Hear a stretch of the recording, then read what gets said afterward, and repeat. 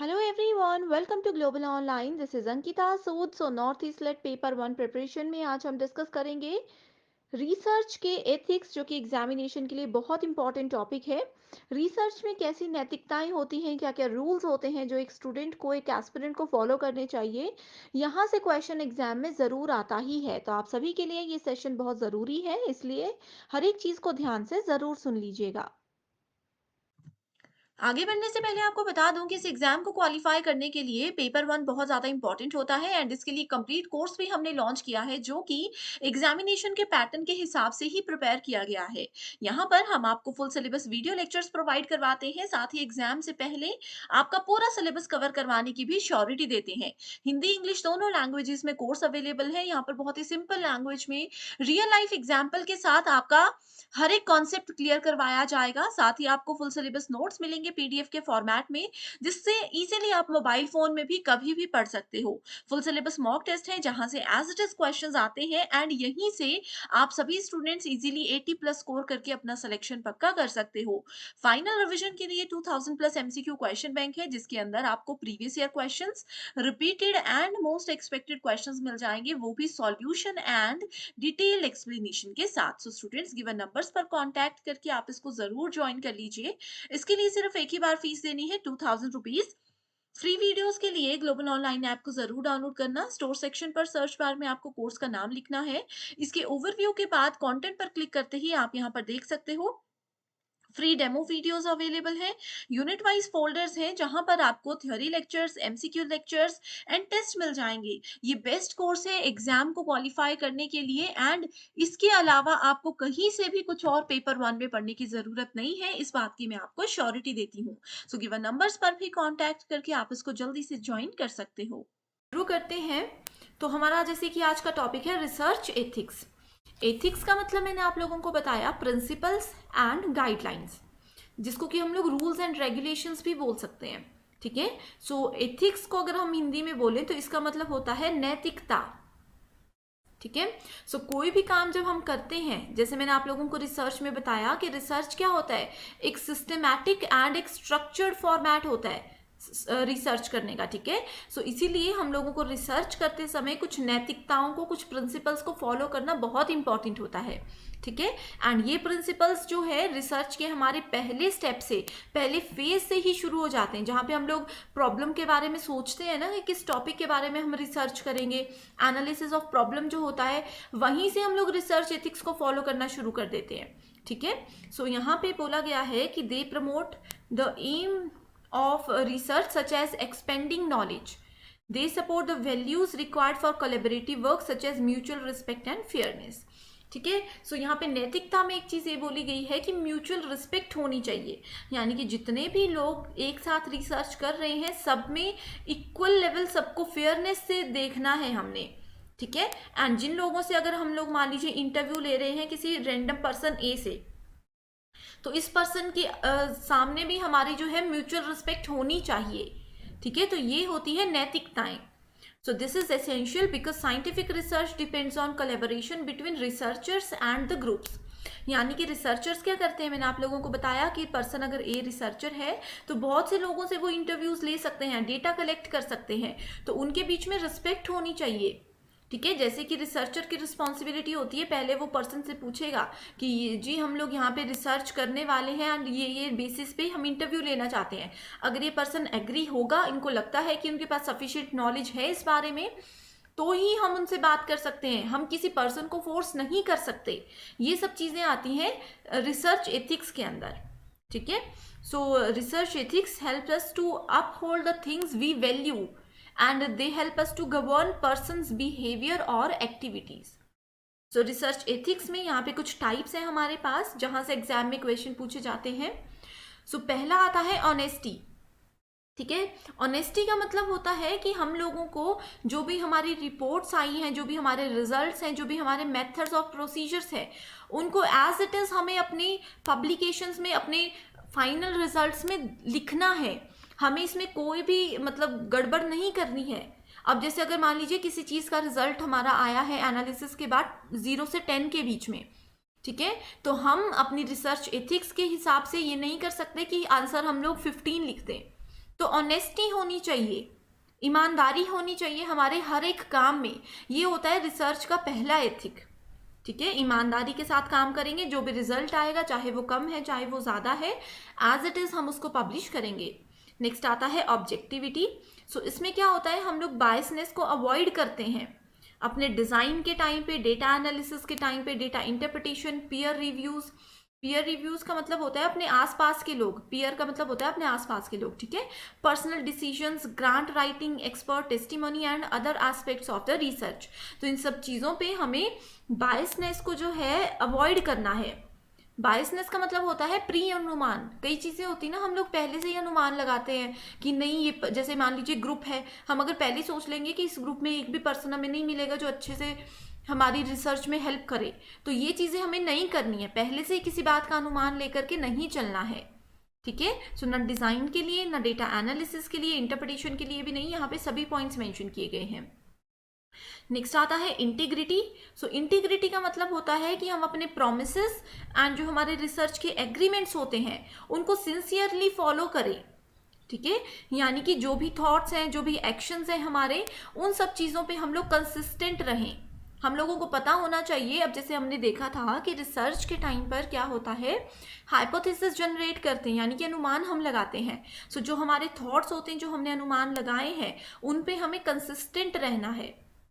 ठीक है, एंड उसके बेसिस पे जो भी हम एक्शन लेंगे उस पर भी हमें कंसिस्टेंट रहना है। ऐसा नहीं है कि अभी हम कुछ और सोच रहे हैं, 5 to 6 आवर्स के बाद हम लोग कुछ और सोच रहे हैं। अगर ऐसा करेंगे तो बहुत कंफ्यूज रहते हैं। एंड जो भी हमने इंटीग्रिटी और प्रोमिसेस किए होते हैं अपने रिसर्च से रिलेटेड, उन चीज़ों पे भी हमें जो है मेंटेन रखना पड़ता है, उन चीज़ों को भी। नेक्स्ट आता है केयरफुलनेस। ठीक है, सो केयरलेस एरर्स जो होते हैं उनको हमें यहाँ पे अवॉइड करना है। ठीक है, यानी कि जो भी हमारे काम में हम लोग केयरलेस हो करके अगर कुछ काम कर रहे हैं तो हमारा रिजल्ट गड़बड़ आएगा, उन चीज़ों को हमें ध्यान में रखना है। ठीक है, so keep good records of research activities. So आप लोग रिसर्च के लिए अगर फील्ड में जाते हो या जर्नल्स के थ्रू, इंटरनेट या बुक्स के थ्रू डेटा कलेक्ट करते हो, तो उसमें से जितना भी अच्छा रिकॉर्ड है जो कि आपको लगता है कि आपकी रिसर्च में आपकी हेल्प कर सकता है, उसको आपने सेव करके रख लेना है अपने पास। ठीक है, ये होती है केयरफुलनेस, यानी कि एक एक चीज़ को आप लोग ध्यान से देखोगे कि आने वाले समय में हो सकता है कि ये चीज़ हमारे काम आ सकती है, तो उस चीज़ को अभी से आप लोग सेव कर लीजिए।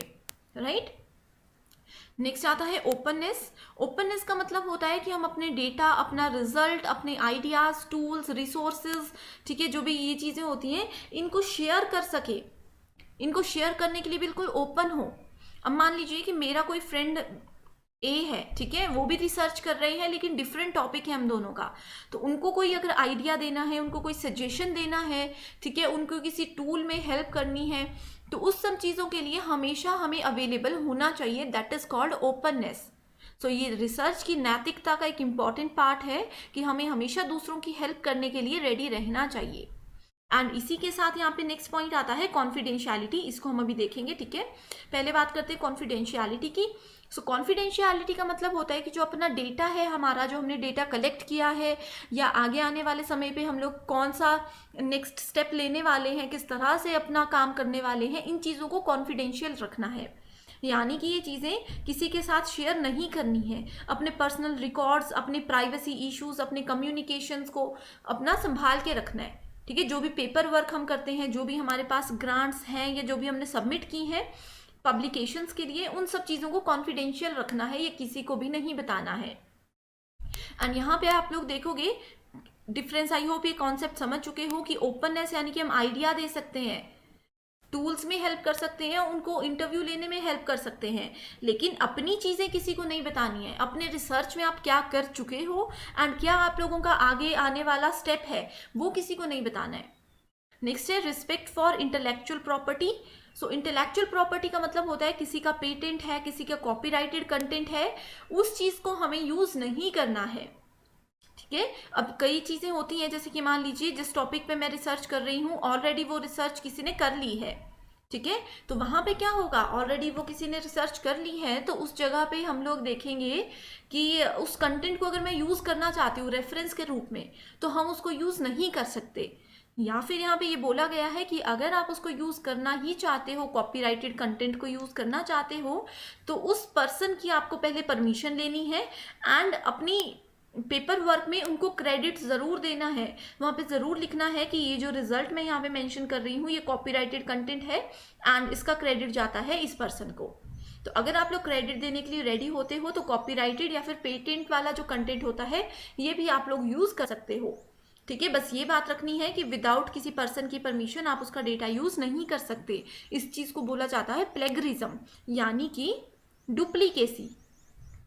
ठीक है, इसका क्या नुकसान हो सकता है आप लोगों को कि अगर आप लोगों ने कोई डेटा ऐड कर दिया, ठीक है, एंड आप लोगों ने वहाँ पे क्रेडिट नहीं दिया, मेंशन नहीं किया उस बुक का या उस पर्सन का नाम, तो जब आप लोगों का प्लेगरिज्म चेक होगा आप लोगों की फाइनल रिपोर्ट का, तो वहाँ पे बता दिया जाएगा कि डुप्लीकेट डेटा है इसमें, तो आप लोगों का पूरा काम जो है, पूरी थीसिस जो है वो कैंसिल भी हो सकती है। ठीक है, सो इस चीज़ को ध्यान रखिएगा। नेक्स्ट आता है रिस्पॉन्सिबल पब्लिकेशंस। सो जो भी हमारा पब्लिकेशन के करियर्स होते हैं, स्कॉलरशिप्स होती हैं, जो भी हमारा टारगेट होता है उन चीज़ों के लिए हमें रिस्पॉन्सिबल होना पड़ता है। नेक्स्ट आता है रिस्पॉन्सिबल मेंटरिंग। सो हमारे जो एजुकेटर्स हैं, मेंटर हैं, स्टूडेंट्स हैं, उन सभी को हमें एडवाइस देनी चाहिए। अगर हमारे अंडर कोई काम करता है तो उनको हम ज़रूर एडवाइस दें, या हमारे सीनियर्स हैं, हमारे मेंटर्स जो हैं उनसे हम एडवाइस लेते रहें। तो ये चीज़ों के लिए हमें ओपन रहना पड़ता है। ठीक है, अपने कलीग्स यानी कि जो हमारे आसपास के लोग हैं जो हमारे साथ रिसर्च कर रहे हैं, कई बार क्या होता है ग्रुप रिसर्च होती है कि 2-3 लोगों को एक साथ एक ही टॉपिक पे रिसर्च करनी होगी किसी टॉपिक पे। ठीक है, तो वहाँ पे कलीग्स की रिस्पेक्ट करनी है एंड ट्रीट देम फेयरली। ऐसा नहीं करना है कि सारा डेटा वही कलेक्ट करें या सारा काम वही कलेक्ट करें या सारा काम मैं ही कलेक्ट करूं। मिलजुल कर एक टीम वर्क हमें करना होता है एंड अपने कलीग्स की respect is very important. Next है सोशल रिस्पॉन्सिबिलिटी, यानी कि हमारे रिसर्च करते समय किसी भी पब्लिक को, किसी भी इंसान को या किसी भी सोसाइटी के पर्सन को या एनिमल को, किसी भी बर्ड को जो है कोई भी नुकसान नहीं होना चाहिए एंड जितने भी लॉज होते हैं उनको हमेशा हम फॉलो करें। ये होता है हमारी सोशल रिस्पॉन्सिबिलिटी कि सोसाइटी के लिए हम क्या कर सकते हैं एंड हमें क्या नहीं करना चाहिए सो दैट सोसाइटी को कोई नुकसान ना हो। ठीक है, डिस्क्रिमिनेशन नहीं होना चाहिए, यानी कि ये नहीं करना है कि आप मेल हो, आप फीमेल हो, आप ये आंसर नहीं दे सकते, ये चीज़ें नहीं होनी चाहिए। सबको इक्वल लेवल पे लेकर चलना है।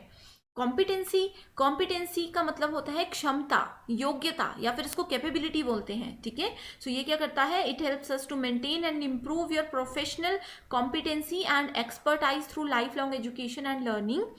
ठीक है, सो यानी कि सिंपल सी चीज़ है कि हमारी रिसर्च में क्या योग्यताएं हैं, क्या कैपेबिलिटीज़ हैं, वो सब चीज़ें इंपॉर्टेंट होती है। नेक्स्ट आता है लीगैलिटी, यानी कि जितने भी लीगल चीज़ें होती हैं उनको हमें फॉलो करना है। जितने भी हमारे रिसर्च से रिलेटेड लॉज हैं उनको हमें हमेशा उनके बारे में पता भी होना चाहिए एंड उनको फॉलो भी करना है। एनिमल केयर, अगर हमारी रिसर्च के टाइम पे हमें कोई एनिमल से रिलेटेड काम है, ठीक है, तो हम उन पर कोई एक्सपेरिमेंट नहीं कर सकते।